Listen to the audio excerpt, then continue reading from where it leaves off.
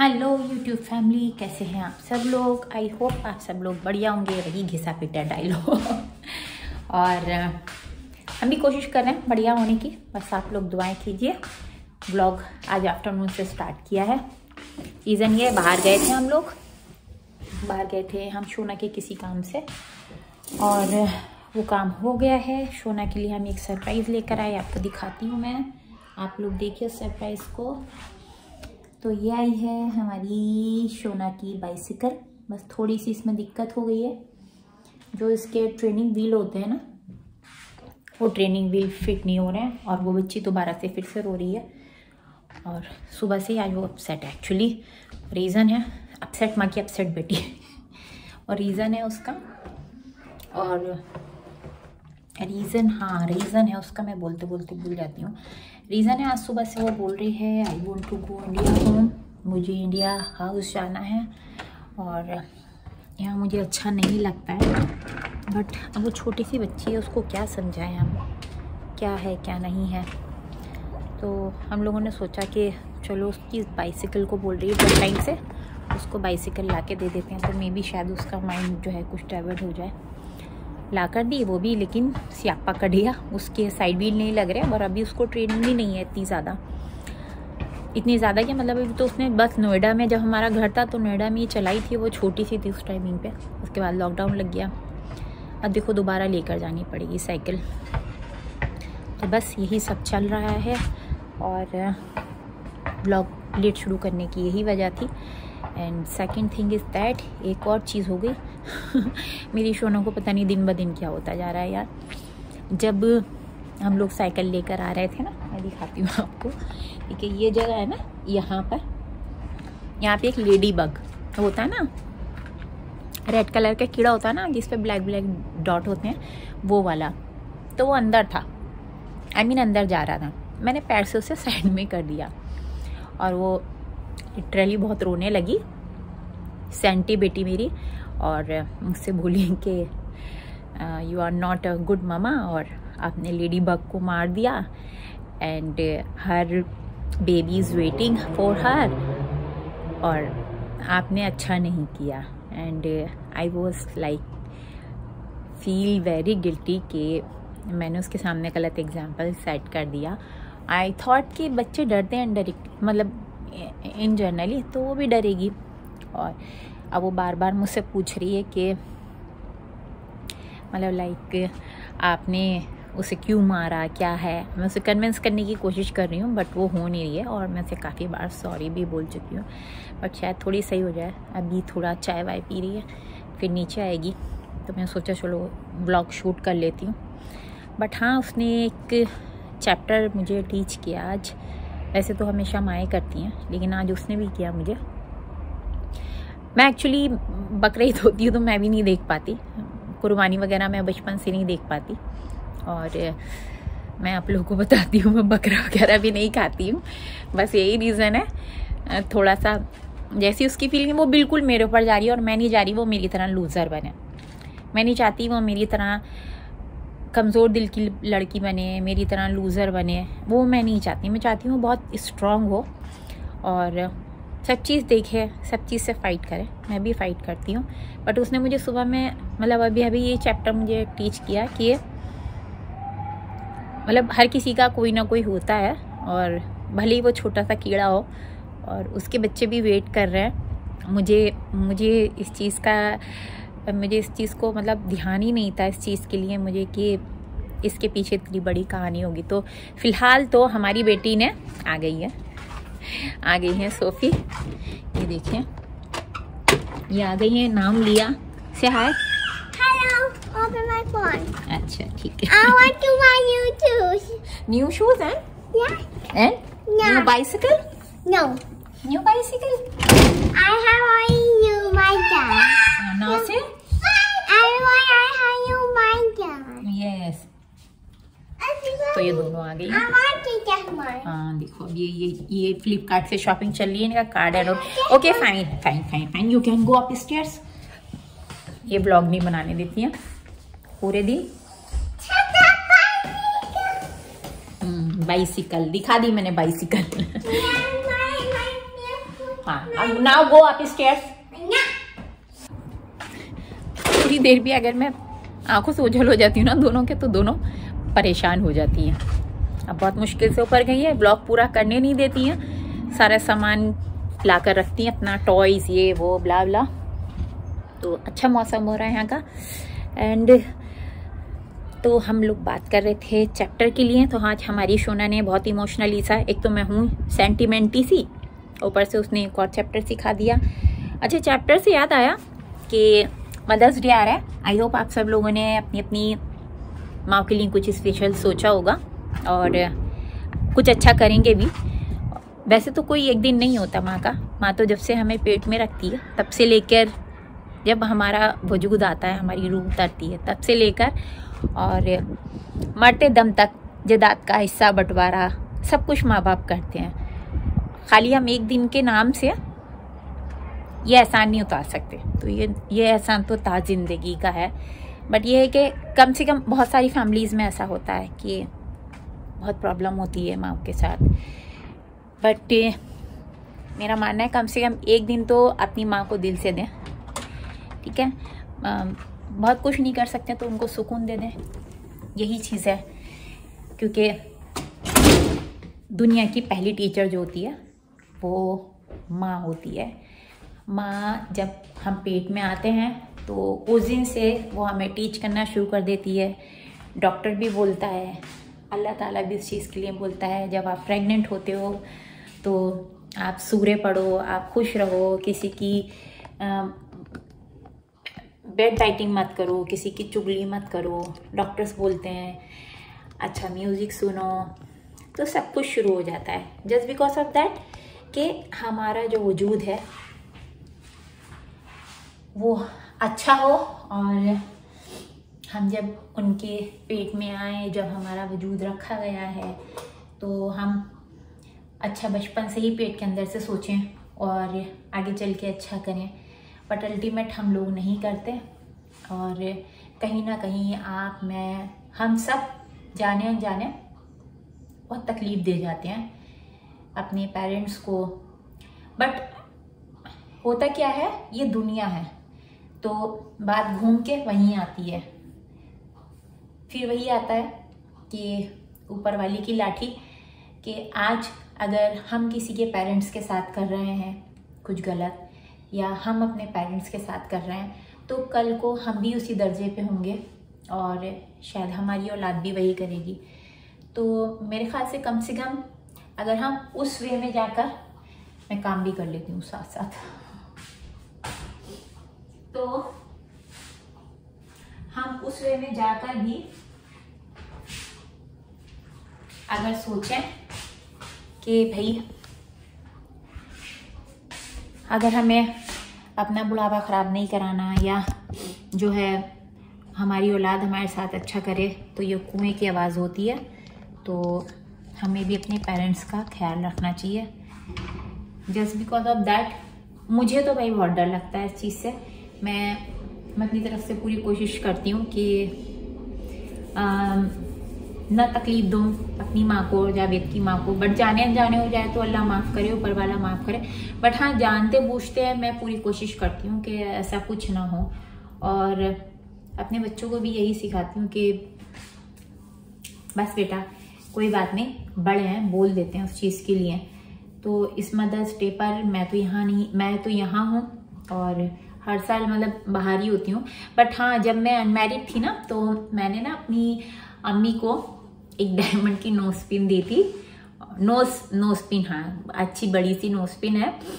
और मुझे उस दिन अपने ऊपर मतलब पहली बार मुझे अच्छा लगा था कि भैया मैं भी कुछ करती हूँ। मैं जब जॉब करती थी और तब मेरी अम्मी, तब से मतलब मेरी शादी को 7 साल हो गए और अप्रॉक्सीमेटली 11 साल हो गए मुझे वो नोज पिन दिए। और उस नोज पिन के बाद मेरी माँ ने कभी नोज पिन बदली ही नहीं है।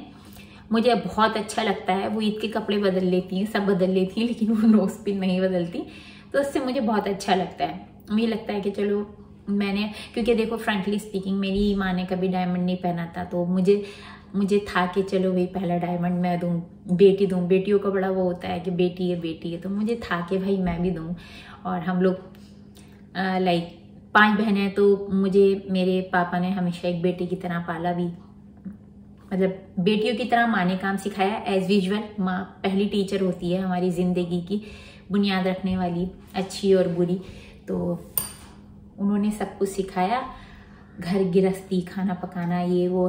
और हमारे अब्बा ने हमें सिखाया कि इज़्ज़त के साथ, अपने उसूलों के साथ किस तरह से काम किया जाता है। बस यही सारी चीज़ें हैं। तो फिलहाल ये ब्लॉग आपको शायद मदर्स डे पे मिलेगा। देखो ये आँख में बहुत ईचिंग हो रही है। ये ब्लॉग आपको मदर्स डे पे मिलेगा। एंड मदर्स डे पे आप लोग, मैं बताऊँ आपको, आइडिया देती हूँ, जो भी आपकी मम्मी को पसंद हो ना, जैसे बहुत कुछ नहीं चाहती माएँ, बहुत छोटी छोटी चीज़ों से खुश हो जाती है, ठीक है। जैसे उन्हें गोलगप्पे पसंद हो या राज कचौरी पसंद हो, ऐसा कुछ। या उस दिन आप अपनी मम्मी को ले जाओ, बेटी हो तो ले जाओ और बेटा हो तो ले जाओ, सिर्फ लेकिन मम्मी को लेकर जाओ, थोड़ा सा स्पेशल फील करा दो। पूरी जिंदगी उन्होंने हमारे लिए किया है, तो एक दिन तो उनको भी स्पेशल बनता है उस चीज़ के लिए, स्पेशल फील कराने के लिए कि उन्होंने हमारे जैसे नालायक बच्चों को पैदा किया है। तो हैप्पी मदर्स डे। और सारे बच्चों को मैं कहूँगी कि मम्मी को अपने प्रेजेंट दें और कोशिश करें ता जिंदगी कि उनको कोई तकलीफ ना हो आप लोगों की वजह से। एक उम्र के बाद वो बच्चे हो जाते हैं, एक उम्र में हम बच्चे होते हैं, बुढ़ापा आता है, शुरू में वो हमें उंगली पकड़ के चलना सिखाते हैं, और एक उम्र आती है कि उनको हमारी उंगली की ज़रूरत होती है। तो इस उंगली को देने से हिचकिचाओ मत, क्योंकि जब आप गिरे हो तो उन्होंने अपनी उंगली दी है, आपको उठाया है, कीचड़ से उठाया है, आपकी मिट्टी साफ की है, सब कुछ किया है।